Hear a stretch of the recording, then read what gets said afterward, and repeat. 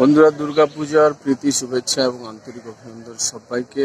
দুর্গাপূজা শুরু হয়ে গেছে, ঢাকে কাঠি পড়ে গেছে। আর 2024-এ দীঘার কেমন দুর্গাপূজা হচ্ছে, কেমন সেজে উঠছে দীঘার পুজো মণ্ডপ, বিগত বছরে তোমাদেরকে দিয়েছি আমি। 2018 থেকে 24 পর্যন্ত তোমরা কিন্তু দীঘায় কেমন দুর্গাপূজা হয় সব ভিডিও তোমরা পেয়ে যাবে আমার এই চ্যানেলে।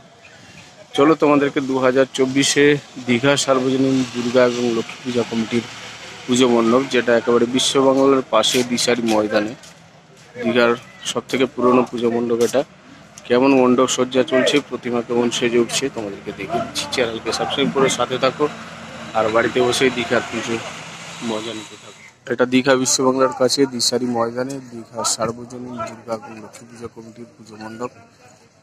বিগত বছর তোমাদেরকে দেখিয়েছি এই পুজো মণ্ডপ সুবিশাল হয়, এবছরও বড় হচ্ছে, তবে খুব বেশি বড় না। তবে যেটা ব্যবহার করা হচ্ছে থিমটা, সেটা কিন্তু বেশ ভালো লাগছে।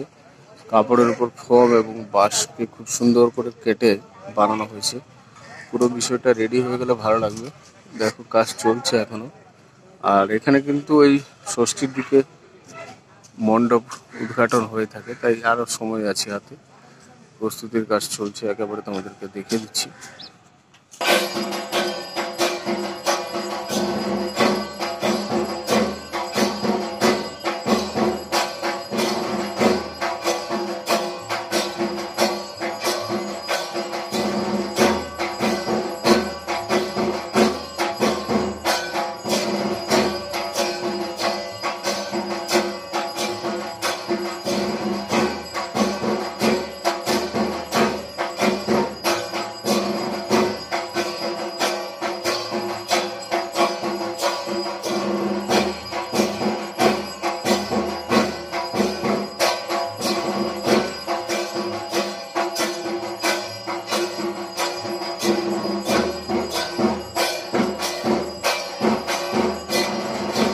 কিরকম বানানো হচ্ছে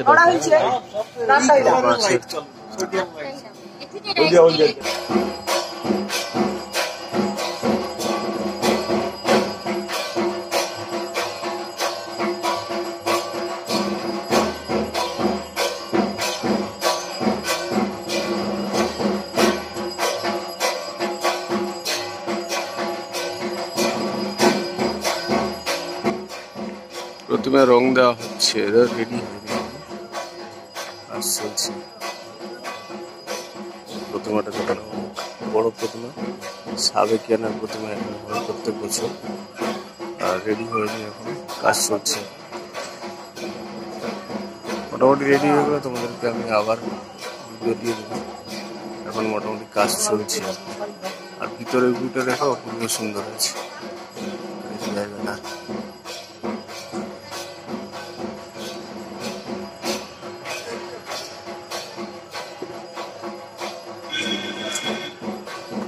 আর এইগুলো দেখো, একদম ক্লোজ ভিউ দেখাচ্ছে। এগুলো কাঠে বা বাঁশের উপর হয় যে ছত্রাক টাইপের জিনিস, সেগুলো দিয়ে পুরো মণ্ডপটা সাজানো হয়েছে, খুব সুন্দর লাগছে। আর এগুলো টোটাল বাঁশের, এটা টোটাল বাঁশের আইটেম। তো সব মিলিয়ে ওটা মণ্ডপটা সজ্জা এবং লাইটিং লেগে গেলে ভালো লাগবে। মণ্ডপ সজ্জা হয়ে গেলে পুজো মণ্ডপটা ভালো লাগবে। এখন মোটামুটি কাজ চলছে, বাইরে এবং ভিতরে ভিউটা দিয়ে দেবো। কেমন লাগলো অবশ্যই কমেন্টস করে জানাও। আর